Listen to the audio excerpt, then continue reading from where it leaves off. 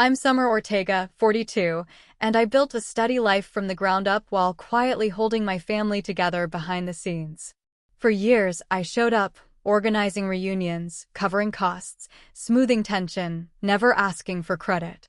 But when my own relatives plotted to humiliate me at a family reunion, with my son there to witness it, I walked away and everything changed.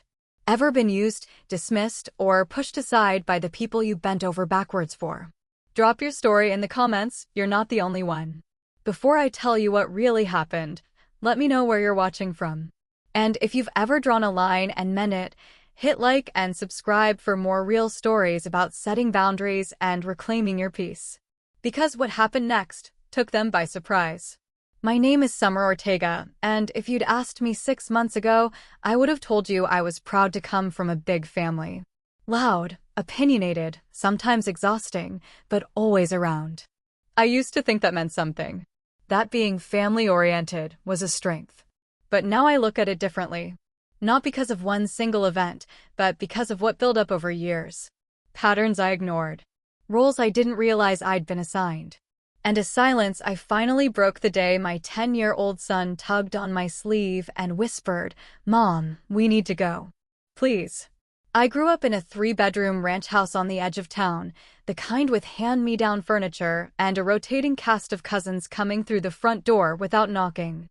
My mother, the youngest of 7 siblings, was the one who still tried to keep everyone connected, hosting birthday dinners, checking in on aging relatives, organizing potlucks. It was unspoken but understood. If you needed help, you called someone in our family first. If we had it, we gave it. And if we didn't, we found a way. As I got older, that expectation extended to me. I was one of the first in my generation to get a decent job after college, working in marketing for a mid-sized company downtown. I wasn't rich, but I was stable, reliable. And in our family, that made me useful. My cousin Sandra's husband got laid off. I loaned them $600 to help cover rent. Uncle Victor's car broke down on the way to a wedding.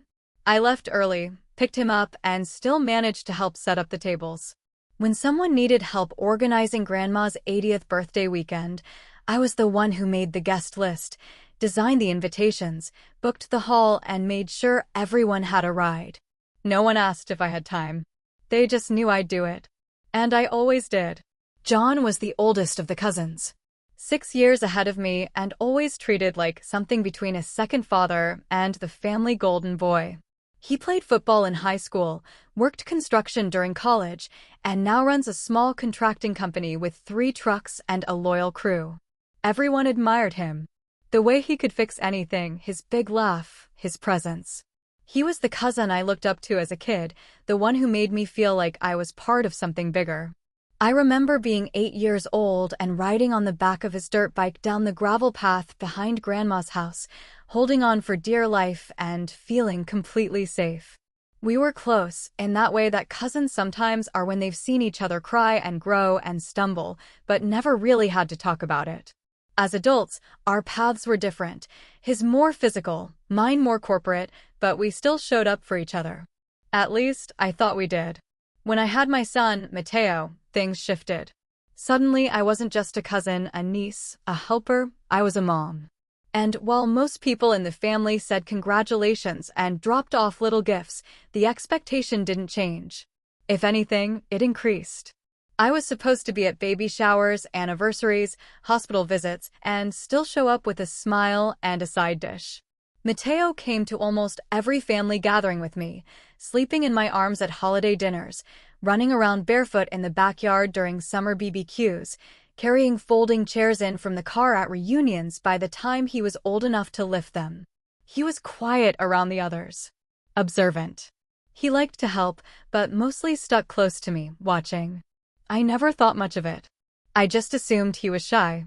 But over time, I started noticing how attuned he was to the energy in the room, who was being ignored, who was being talked over, who was paying attention to what. He'd ask questions in the car ride home. Why did Uncle Carlos interrupt you like that? How come Aunt Lisa said Grandma planned the party when you did everything? I'd brush it off. It doesn't matter. It's not a big deal. That's just how they are. But he kept noticing. And so did I. The truth is, I started feeling it more over the years. The way my name would be left off when people thanked everyone who helped. The way I was expected to drive across town to help clean up after events, even if I hadn't been invited to the planning. The way family members would share photos of events I'd organized without tagging me, even when I was the one behind the camera. I didn't need recognition.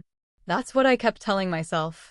But something about the casual erasure, the assumption that I'd just do it all again next time, it started to feel heavier. Not just unappreciated, but invisible. One year, I paid for the reunion t-shirts when the organizer couldn't come up with the funds in time. I didn't make a big deal about it. But when the shirts arrived and everyone complimented them, she smiled and said, "I'm just glad everything came together." No mention of who footed the bill. No thank you text afterward. And when I brought it up, quietly, to her the next week, she said, "Oh, I thought you were doing that as your contribution. Like, instead of bringing a dish or something." That conversation stuck with me. Like my role wasn't just to help, it was to absorb whatever others couldn't handle. Mateo grew up watching all of this. Watching me give and give without complaint.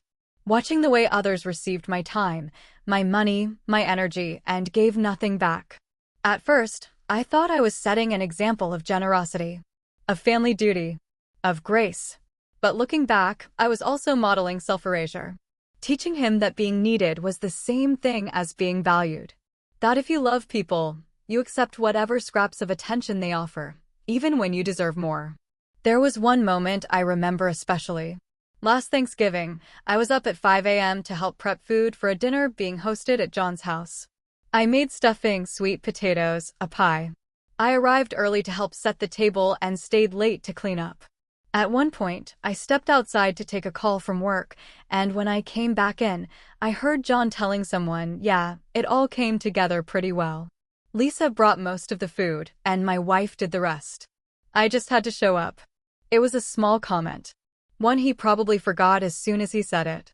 But I didn't. That night, in the car, Mateo asked, "Why didn't you say anything?" I didn't know how to answer. Because it wasn't worth the fight? Because I didn't want to seem petty? Because after all these years, I wasn't sure I had the right to be angry anymore? It's easy to dismiss these things as minor. But minor things repeated for years add up. They wear you down. Make you doubt your instincts. Make you stay quiet when you should speak up. The invitation for this year's family reunion came like it always did. A group email with mismatched fonts, a date and time, a vague request to bring something, and the usual assumption that I'd helped set up and tear down. No thank you for last year.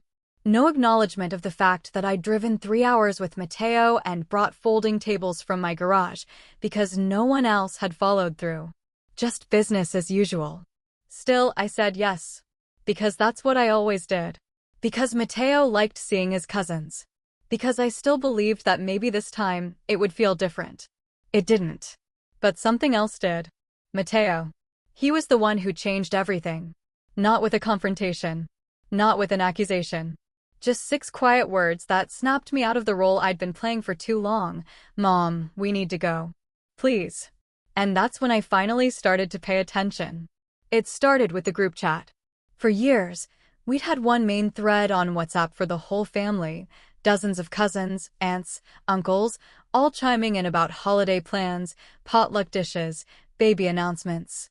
It was messy and chaotic, but it was where everything happened. I used to get dozens of notifications a day, sometimes muting the thread when it got too noisy. But one day in early spring, I realized I hadn't seen a single message from it in weeks. I searched the thread. Still there, but silent. Then, during a quick call with my cousin Carla about something unrelated, she mentioned the new planning thread for the summer reunion. I paused. "What planning thread?" I asked. There was a brief silence before she said, "Oh. Huh. I thought you were on it." She backpedaled fast, offering to forward me what they'd discussed so far, venue options, food ideas, a poll about themes. I told her not to worry about it.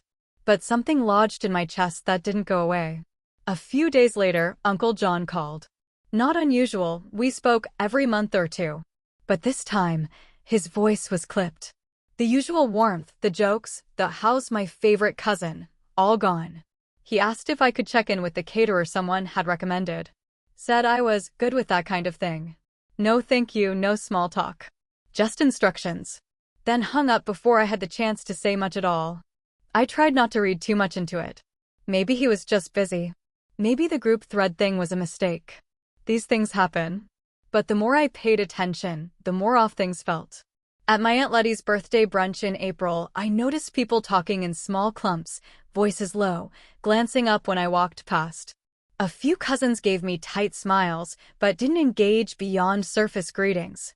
One of them, Marissa, asked if I'd ever thought about moving back to the neighborhood, her voice lined with suggestion.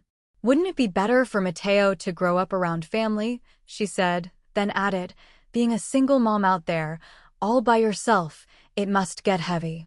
I laughed it off, said we were doing fine. But her words echoed later on the drive home. I'd lived 45 minutes away for years. No one had ever commented on it before. Why no? That same month, my younger cousin Dario posted about organizing a last-minute birthday barbecue for his daughter. I commented on the post asking what to bring. A few hours later, the post was gone, replaced with new pictures, everyone smiling, holding plates of grilled chicken, Mateo's cousins running through sprinklers. We hadn't been invited. No one said anything. I could have reached out, asked why. But I didn't want to chase explanations for being excluded. That kind of conversation rarely ends in clarity. Most of the time, it just makes people defensive. So I stayed quiet, telling myself that maybe it was accidental.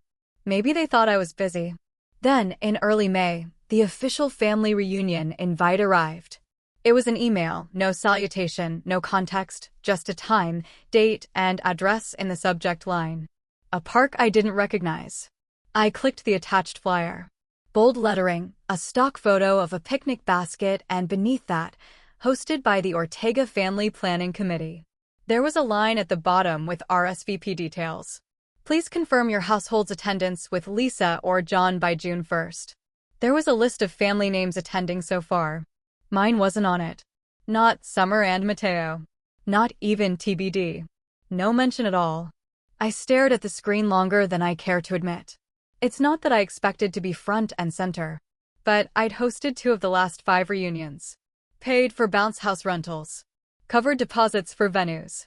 I'd coordinated the spreadsheet for the 2018 event when no one else volunteered. I wasn't just another attendee. Or at least, I hadn't been. I told myself it didn't matter. Mateo would want to see his cousins. And John had said he'd need help with setup. Maybe this was all just poor communication. Maybe no one was thinking that hard about anything. But then I started noticing little comments. In person, online, in texts. Lisa messaged me out of nowhere to ask if I'd ever considered cutting Mateo's hair differently. Said one of her coworkers swore by this barbershop that knew how to work with mixed kids' curls. I told her thank you, but we had someone. She said, just trying to help. He's such a handsome boy, no need to let him get wild looking. At a baby shower in late May, Aunt Sylvia asked if I was dating anyone. When I said no, she raised her eyebrows. Still? Then shook her head and turned to someone else before I could respond. It wasn't just one thing. It was the accumulation. The still. The must be hard. The you're always so busy. All laced with something unspoken. Something that made me feel like I'd wandered out of my role and didn't realize it.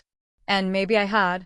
For years, I'd been the helper, the show up no matter what cousin. The one who'd drive out, stay late, foot the bill when no one else could. But I'd started pulling back without even noticing it. Not from family entirely, but from the parts that left me drained.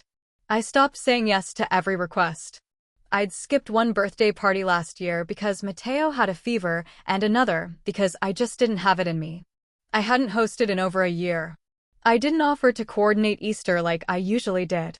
And maybe that created a vacuum someone else was happy to fill. Maybe they resented me for stepping back. Or maybe I'd just become less useful. That was the word that stuck in my head over and over. Useful. Not valued. Not loved. Useful. When you're no longer useful, people either miss you or they start reshuffling around you. It felt like they were reshuffling. Still, I went. Because Mateo was excited. Because the weather was supposed to be beautiful. because I had told myself that I didn't want to give them a reason to forget about me altogether. I made my usual pasta salad. Packed folding chairs, sunscreen, extra water bottles. Loaded everything into the trunk and let Matteo pick the music for the drive. He chose his usual playlist of movie scores and classic rock, songs he liked because Kevin used to play them when we went camping years ago, back when things felt simpler. I remember thinking that morning, maybe this would be a reset. A way to show up, reconnect, be part of the group again. But as we pulled into the park, I noticed John standing near the entrance, phone to his ear, sunglasses on. He didn't wave when he saw us. Just turned and walked away mid-call. I figured he'd come back. He didn't. Matteo helped me carry things across the field to the long row of picnic tables. Most of them were full already. Someone had printed name tags and arranged them in neat rows. I found ours, stuck to a napkin near the end of the table. No greeting. No welcome. The energy was immediate. That kind of subtle tension where no one says anything, but everyone feels it. I recognized it from work meetings that were about to go sideways. From dinner parties where something unspoken hovered in the air like static. Matteo was unusually quiet. Stuck close to me, even though a few of the younger cousins called him over to play. He went eventually, but kept glancing back every few minutes. Watching. Listening. I wish I'd done the same. I wish I'd paid attention. Because what he saw that day, what he overheard, changed everything. But at the time, I was too busy pretending everything was normal. Too busy hoping things could still go back to the way they were. The first hour passed in a blur of polite small talk and half-hearted greetings. I moved through the picnic area like a guest at someone else's wedding, welcomed just enough to keep up appearances, but clearly not part of the inner circle. Matteo helped me set the chairs near the shade, then wandered off toward the makeshift soccer game the older kids had started near the edge of the field. I kept an eye on him as I unwrapped the pasta salad, placing it at the end of the buffet line near a tray of foil-covered ribs. No one commented on the food. No one asked who made what. Lisa passed by and offered a tight smile. "Oh, you brought something," she said, more observation than appreciation. I nodded. "Just the salad." She moved on before I could say more. The air felt strange, like something was being held in. People were chatting, laughing, moving between tables, but their conversations dropped an octave when I approached. I told myself it was in my head. I hadn't seen most of them in a year. Maybe they just didn't know what to say. John never came back to say hello. A group photo was announced around noon. Everyone gathered near the playground where someone had rigged up a phone on a tripod. I stood off to the side, watching people arrange themselves, ants in the back, toddlers in front, arms thrown casually around shoulders. Just as I stepped forward, a woman I didn't recognize placed herself in the spot I had been walking toward. I hesitated, waiting for someone to make room. No one did. The shutter clicked. A second photo followed. Still no one called me in. Matteo, who had been perched next to his cousin Milo in the front row, noticed and stood up halfway through the third shot. He jogged over to me quietly and reached for my hand. "It's okay, Mom. I didn't want to be in it anyway." I squeezed his fingers, suddenly unsure if it was me or the world that had tilted. "I'm fine," I said. "We're fine." We weren't. An hour later, as people started packing up dessert plates and drifting toward the parking lot, Matteo came up to me, his face pale under the afternoon sun. His hand tugged at my sleeve gently, insistently. "Mom," he whispered, low so only I could hear. "We need to go. Please." I looked down, surprised. "Are you feeling sick?" He shook his head but didn't answer. Just kept his eyes on mine, serious in a way I'd never seen. "Now," he said. "Let's just go." Something about his tone cut through me. It wasn't whining. It wasn't overwhelmed. It was alert. Focused. Like he was trying not to cause a scene, but had already decided it was time to leave. "Okay," I said quietly. "Let's pack up." We moved quickly, folding chairs, the cooler, the nearly untouched salad. I waved at a few people as we passed, but most barely looked up. John was leaning against a tree, still on his phone, still not making eye contact. I saw Lisa watching us from the corner of her eye as she spoke to Aunt Letty, something clipped and sharp passing between them before they turned away. In the car, Mateo buckled his seatbelt in silence. I waited until we'd pulled out of the gravel lot and onto the main road before asking, "Are you okay?" He stared out the window for a long moment before answering. "I heard Uncle John on the phone," he said. I blinked. "What?" "Back by the trees. I went to look for my water bottle, and he was behind one of the tents. He didn't see me." I glanced at him in the mirror. "What did you hear?" He took a breath. "He said you think you're better than everyone. That you just show up acting like you're the only one who ever helps. He said it was the last time they were letting you in." My hands tightened on the steering wheel. Mateo looked at me then. Really looked. "You didn't notice them watching you? They're not here to party, Mom. They're here to humiliate you." The silence in the car stretched thin. I didn't know what to say. Didn't know how to process the sudden drop in temperature, the way it all now made sense. The sideways glances, the cold smiles, the missing invitation. It wasn't forgetfulness. It wasn't poor planning. It was deliberate. "You're sure?" I asked finally. He nodded. He was laughing. Not like a joke. More like he already knew something you didn't. I didn't speak for a long time after that. I just drove. Past the elementary school. Past the turnoff to the highway. Through neighborhoods I didn't recognize, the GPS voice silent. Mateo sat quietly in the back, watching me in the mirror, his expression unreadable. It was all clicking into place. The laughter I heard earlier when I walked past the drinks table. The way Lisa had redirected the conversation when I approached. The awkward pause after the group photo. None of it had been accidental. At some point, someone had decided I was no longer in. Maybe it was when I started saying no. Maybe it was when I stopped paying for other people's oversights. Maybe someone had taken offense to something I didn't even realize I'd done. But whatever the reason, they'd made a decision. And instead of telling me directly, they'd decided to turn me into a cautionary tale. The cousin who thinks she's better. The single mom who can't take a joke. The one who's always keeping score. And today was the performance. Let her show up, they must have said.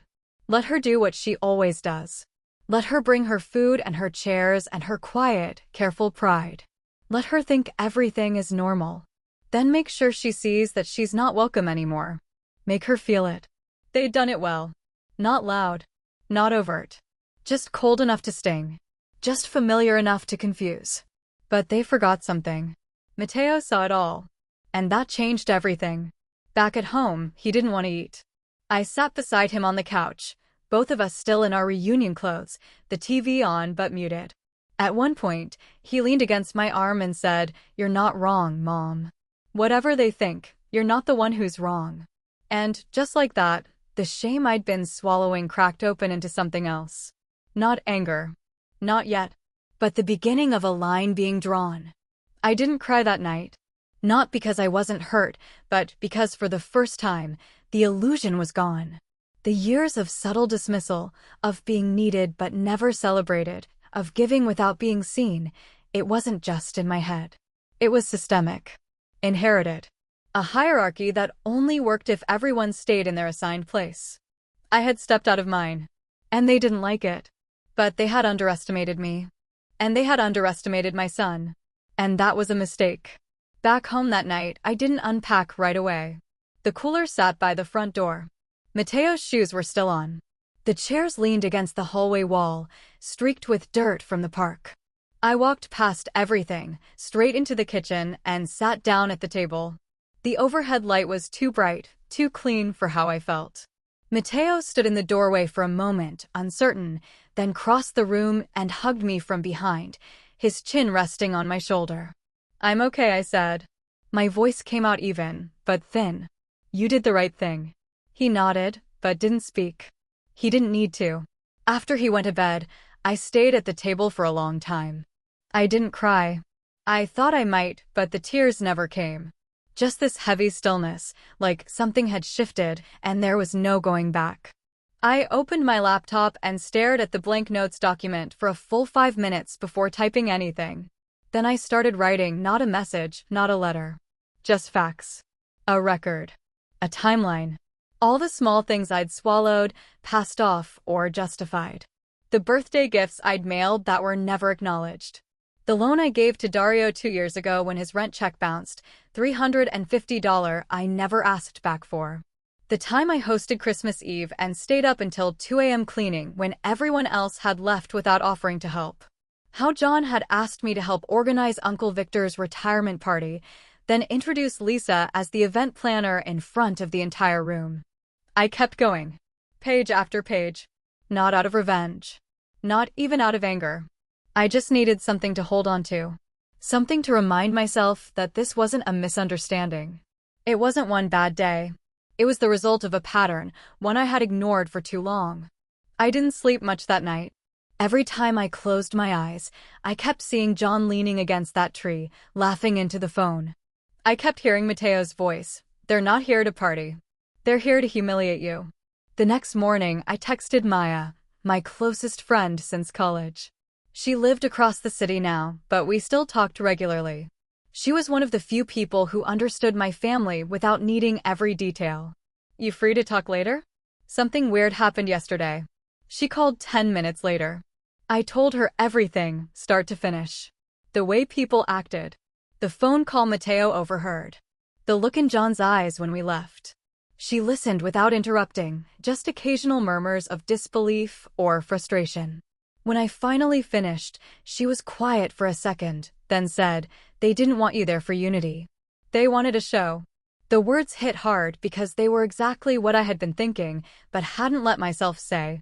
They wanted you to show up, do your thing, play your part, and then they could all act like they were so inclusive, so family-oriented. But if you didn't stay in the box they built for you, that made you dangerous.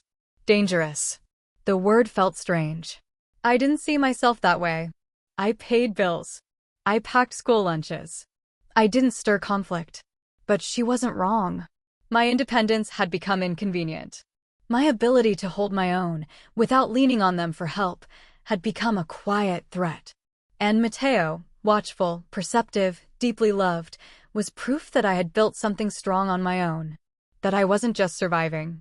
I was raising someone who saw through things most adults missed. That's what they couldn't stand. Later that day, I scrolled through photos posted by relatives from the reunion. There I was, in the background of one picture, blurred and cropped, standing by the food table. The caption read, "Another great Ortega family reunion. Huge thanks to Lisa and John for organizing." No mention of the food I brought. No sign Mateo had been there at all. I closed the app. That afternoon, I found myself rearranging the shelves in the hallway closet, something I usually avoided. I pulled down old bins and found a stack of photo albums I hadn't touched in years. One of them was from a reunion when Mateo was 3. In the picture, he was wearing his little sun hat and holding a balloon animal someone had made. I remembered chasing him across the field, sweating in the July heat, laughing as he ran toward the snow cone truck. I also remembered how I had stayed after to clean up while everyone else left. I remembered how John told me later that Lisa really carried the event. That memory felt different now. Not just disappointing, but manipulative. A reminder of how easily they rewrote the narrative. How they edited me out unless I was performing a specific function. I grabbed a pen and wrote on a sticky note, "Not a background character." I stuck it to my mirror.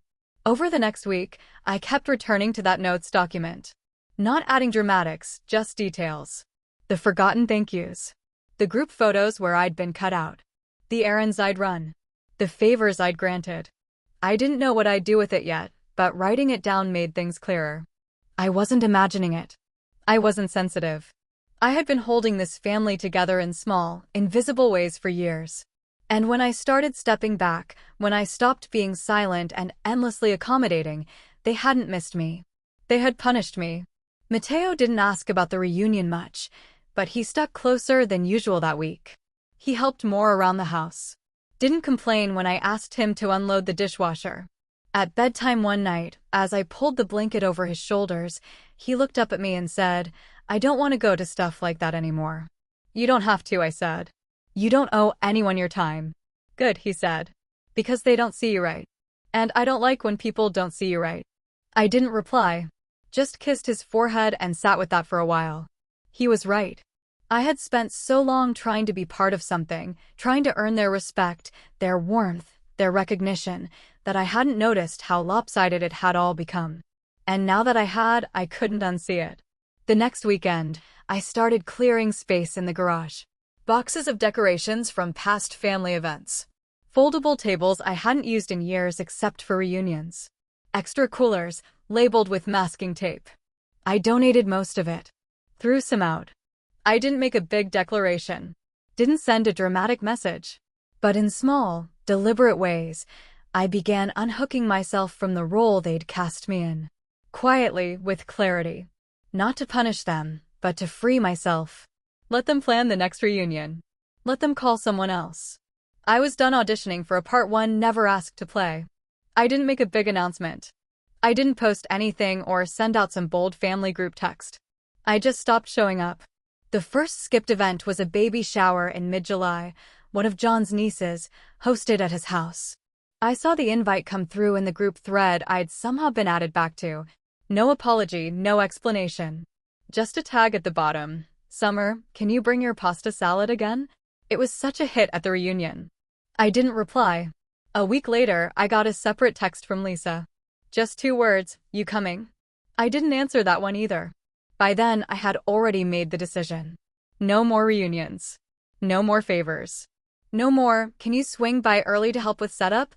Or, you're so good with this kind of thing. That part of me, the one who said yes by default, was retired. Permanently. It didn't take long for people to notice. In early August, I got a message from Dario. Friendly tone, lots of exclamation points. He'd heard a position had opened at my company and was hoping I could put in a good word. Said he could really use the leg up, and I'd always been great about supporting family. I stared at the message for a while before typing a reply. I'm not in a position to help anymore. Best of luck. He didn't respond. 3 days later, I got a long email from John. No subject line, just my name in all caps. Natalie, he opened with a paragraph about how much he appreciated everything I've done for the family over the years. Then shifted. Said he was disappointed in how I'd pulled away. That family isn't about keeping score or holding grudges, and how true connection requires forgiveness. He even added that people say things they don't mean sometimes, and that I was too smart to let one awkward moment ruin a lifetime of memories. I read the entire thing without feeling a single pang of guilt. Because it wasn't one awkward moment. It was a system. A structure that kept some people visible and others useful. And I had been useful until I decided not to be. I didn't reply. A few days after that, Aunt Sylvia called. I let it go to voicemail. Her message was short and clipped. Summer, this isn't like you. I don't know what's going on, but punishing everyone for one misunderstanding isn't fair. Call me back. I didn't. Instead, I made a list. It wasn't a list of names or offenses. It was a simple 2-column note in my phone, what I gave versus what I got. Not for vengeance. Just for clarity. To see it all laid out. What I gave. $350 to Dario for rent 3 folding tables for every reunion since 2017 decorations and catering arrangements for Aunt Letty's retirement pasta salad. Every time. Pickup rides from the airport, twice for John, once for Marissa printing flyers for Grandma's 90th, helping Lisa plan her daughter's quinceañera quiet support. Unseen hours. Grace where none was given. What I got, no thank you notes. My name left off the RSVP list. Blame for pulling away when I stopped giving. Silence when I succeeded. Judgment when I stood still. An ambush, disguised as a reunion. The imbalance wasn't just emotional. It was structural. And I had kept it going by always showing up. When I stopped, the silence wasn't just loud. It was angry. People who hadn't texted me in months suddenly had opinions. A cousin I hadn't spoken to since Mateo's 3rd birthday messaged me out of nowhere, asking if I was okay. I could tell it wasn't really concern. It was confusion. They were trying to figure out who I was without the role I used to play.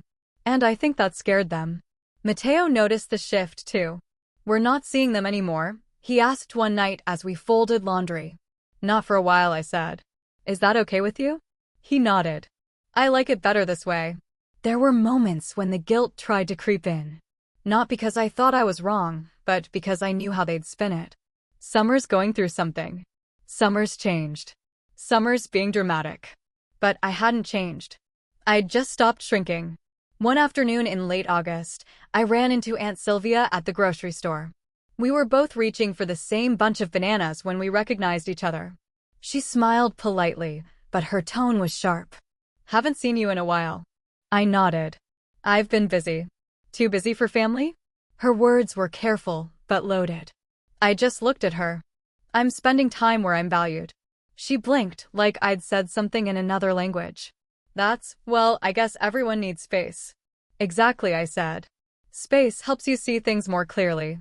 We stood there in silence for a few seconds before she said, "If you ever want to talk, I don't," I said gently. "But thank you."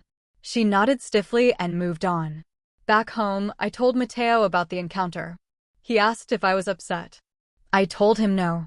That the strange thing about standing up for yourself is that you expect to feel lonely, but you actually feel calm. Not lighter, exactly. Just clearer. I started saying yes to other things. Coffee with old coworkers. Walks with Maya on Sunday mornings. Helping out at Matteo's school fundraiser. Not because I needed to fill a void, but because I finally had the capacity to choose where my time went. I even opened up an old art notebook I hadn't touched in years and started sketching again. No purpose. No project. Just lines on paper that were mine and mine alone. Meanwhile, the group thread kept pinging. Photos from another birthday party. A call for volunteers for some holiday committee. A link to a GoFundMe for a cousin's wedding. I muted it.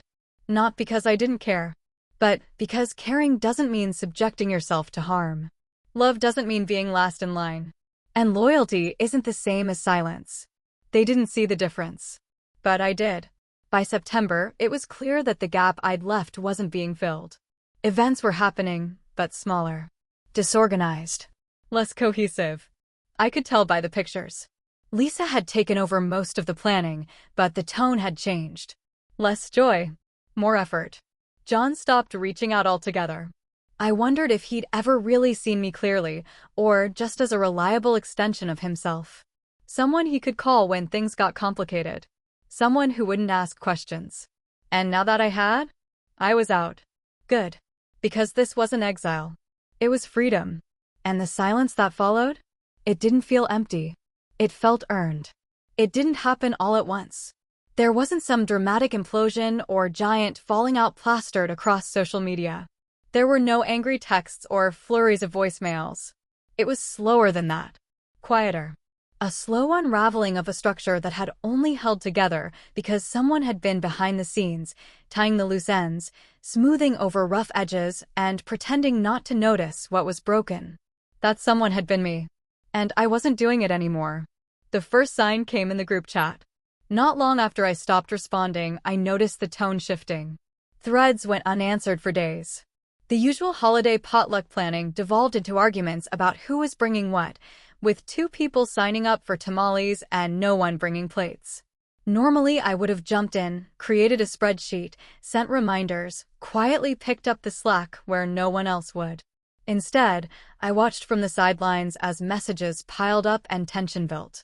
It was like watching a stage play where the lead character forgets her lines and the rest of the cast has to improvise badly. They weren't used to the silence. And they didn't know how to handle it. Then came the fallout from a lie I had been covering for over a year. Last summer, Dario borrowed money from Aunt Letty and never paid her back. He told her he had, claimed he sent it via transfer, and that the app must have glitched. She was furious, ready to call him out in front of everyone. That same night, he called me in a panic. Said he didn't want to cause drama. Asked me to just smooth it over. So I did. I told Letty it must have been a bank error. I promised to help him sort it out. Then I sent her the money myself and told him not to worry about it. Now, I didn't say a word. I watched as she brought it up again in the chat months later, still unresolved. Dario tried to lie his way through it a second time, but Letty wasn't buying it. Eventually, she sent a screenshot showing her transaction history. Funny, she wrote, "I don't see anything." The group chat went silent for 2 days after that. Another time, Lisa planned a birthday party for her daughter and forgot to reserve the venue. She blamed the park staff for the double booking. But I knew she'd never sent the deposit. She'd texted me weeks earlier, saying she meant to but kept forgetting. In the past, I would have helped her spin it. Maybe called the park myself. Maybe even paid the deposit quietly and told her not to worry about it. Instead, I said nothing. They were unraveling. And I wasn't celebrating. I wasn't gloating. I wasn't sitting on my couch with popcorn watching the group texts burn. But I also wasn't intervening. Because that was the lesson, wasn't it? You can't keep saving people who keep setting the house on fire. Meanwhile, my life got quieter. Not emptier, just less noisy. Less crowded with obligations I never agreed to and expectations I never consented to carrying. Mateo and I fell into a new rhythm. Slower weekends. Morning walks before school. I stopped checking my phone as much. I stopped mentally preparing for the next crisis that wasn't mine. He noticed. One afternoon, after we'd walked the neighborhood trail and were sitting on a bench watching ducks in the water, he said, "You don't talk to your phone as much anymore." I smiled. "No, I don't. Do you like it better that way?" "I do." He nodded and leaned his head against my shoulder. "I do too." I started investing in things that had been put on hold. Work, mostly. I took on a new client project I'd previously turned down. Something long-term and creative that challenged me in the right ways. I stopped declining invites from old colleagues to join professional panels. I updated my portfolio, rebuilt my website, found energy I hadn't realized I'd lost. I reached out to an old friend I hadn't seen in years, Renee, someone I'd met at a networking event before Mateo was born. We had stayed in touch for a while, but life pulled us in different directions. The last time we talked, she told me I was too generous for that family, after hearing how I'd loaned money to help cover someone else's wedding. Back then, I thought she was being cynical. Now, I knew she was right. We met for coffee on a Saturday. The kind of slow morning that used to feel impossible. I told her everything, not just about the reunion, but the years that led up to it. The roles I'd played. The silence I'd kept. The moment Mateo pulled my sleeve and gave me permission to walk away. She didn't offer sympathy. She offered respect. "That kind of peace," she said, "you don't get handed. You earn it. Usually by walking through fire." That afternoon, I found myself opening the garage door and pulling out the last of the bins marked party supplies. I donated what I could. The rest went in the trash. Years of balloons, plastic tablecloths, themed banners, paper rosettes, all the things I used to store, just in case. Just in case someone forgot. Just in case no one else brought them. Just in case I needed to step in again. I didn't. And I wouldn't. At Mateo's school, I volunteered to help with a class project. Something small, manageable. We stayed up late one night cutting poster board and printing pictures of animals for the presentation. He asked if I'd come speak to his class. "You're good at explaining stuff," he said. "You always know how to help." His words caught me off guard. Not because they were new, but because they came without strings. Without guilt. Just trust. Just admiration. And it reminded me that I hadn't lost family. I just started building a better one. One where kindness wasn't currency. Where loyalty wasn't blind. Where effort wasn't measured by how much you're willing to give up. I wasn't punishing them. I wasn't angry anymore. But I also wasn't returning to the role they wrote for me. Whatever story they told themselves about who I was or what I owed them, it didn't matter. Not now. They had learned to lean on me because I let them. Now they would learn what it felt like when I didn't. It was late October when I got the message. A Tuesday evening, one of those quiet fall nights where the sun disappears early and everything feels a little slower. Mateo had just gone to bed, and I was folding laundry on the couch, half watching a documentary I wasn't really paying attention to. My phone buzzed. It was Ava, my cousin's daughter. 22. Still in college. Sweet, soft-spoken. She'd always hovered around the edges during family events. Too young to be part of the gossip, too observant not to notice it. Her message was short. "Hi. I've been thinking about you since the reunion. I just want to say I'm sorry. I didn't know what they were planning. I didn't understand what was really happening. But I saw it. And I think it was wrong. You didn't deserve that." I stared at the screen longer than I probably needed to. There was no defense in her words. "No, but No attempts to explain it away. Just the truth, offered plainly. I took a deep breath and wrote back. Thank you for saying that. I know you didn't have anything to do with it. I appreciate you reaching out. Then I paused. Typed. Deleted. Rewrote. You don't have to take sides. But I need distance. That doesn't mean I wish anyone harm. It means I've learned what happens when I ignore patterns. And I won't do that anymore. She replied almost immediately. I get it. I really do. I'm sorry I stayed quiet for so long. I didn't ask her to explain. I didn't expect her to. That wasn't what this was about. She was young, and for the most part, had probably been just as confused as I was for a long time. Maybe she was still figuring it out. That was okay. I left the conversation there. After that, a few more messages trickled in. One from Milo, another from my cousin Vanessa's husband. Nothing dramatic, just small acknowledgements. One said he missed my pasta salad. Another asked if Matteo was still playing soccer. I didn't block anyone. I didn't send a blanket statement. I just stopped responding unless it felt real. I started treating those relationships like I treated everything else in my life now. Earned access, clear terms. There were no more phone calls just to catch up that left me drained. No more guilt invitations hidden under casual tones. If someone reached out with genuine care, I answered. Briefly. Kindly. But not openly. Not like before. Because rebuilding trust isn't about re-entering the same room and pretending it looks different. It's about acknowledging what broke and deciding which doors are worth unlocking again. Some weren't. Lisa texted me in November asking if I'd be bringing anything to Thanksgiving. No greeting. No question mark. I didn't reply. John emailed a week later with a line about hoping to see everyone under one roof again. He signed it with that signature he always used, family is forever. That line used to comfort me. Now it felt more like a sales pitch. I left it unread. For the first time in years, Matteo and I made our own Thanksgiving. Just us. A small meal. No folding tables. No paper decorations. He made a pumpkin pie from scratch using a recipe he found online. We burned the crust and laughed about it until our stomachs hurt. It was the best Thanksgiving I've had in a long time. At one point, as we were washing dishes, he said, "Do you think they're mad at you?" I shrugged. Maybe, but that's not my responsibility. He thought about that. You're not mad at them? No, I said. But I'm not doing it their way anymore. He nodded slowly. Good. In December, I ran into Vanessa at the grocery store. She smiled, awkward but genuine. We chatted for a minute. How's school? How's Matteo? How's work? Then she said, I think people are starting to realize what they lost. I didn't answer. I just smiled and said, take care. Because that wasn't mine to manage either. By winter break, the group chat was practically dead. A few people tried to revive it with holiday greetings. Lisa posted a blurry photo of a potluck setup and wrote, missing some familiar faces this year. No one liked it. No one commented. I muted the thread again. The absence didn't feel like a void.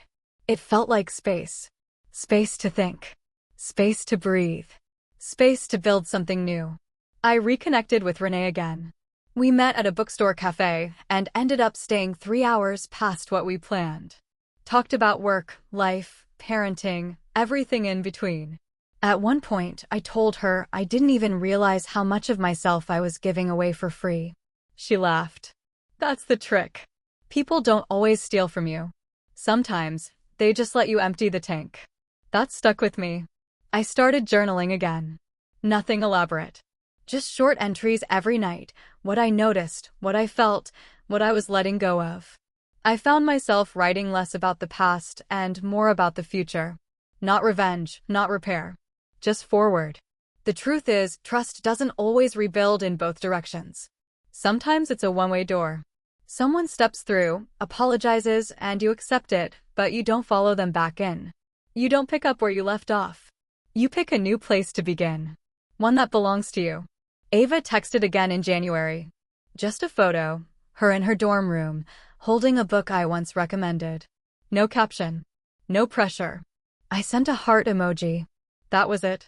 I don't know if the rest of the family ever really talked about what happened. I'm sure there were theories, narratives, stories that painted me as cold, ungrateful, unforgiving. I'm sure some still think I overreacted, or that I misunderstood. But it doesn't matter. Because when someone shows you what you mean to them repeatedly, unmistakably, you don't need a second opinion. You don't need a vote. You just need the courage to act. And that's what I'd done. Not to punish. Not to prove a point. But to protect the parts of myself I'd spent too long offering up as proof of worth. I'd found new ways to be generous. New ways to belong. New ways to be seen on my terms. And as it turned out, that was more than enough. The reunion happened again. Different park, different decorations, same people.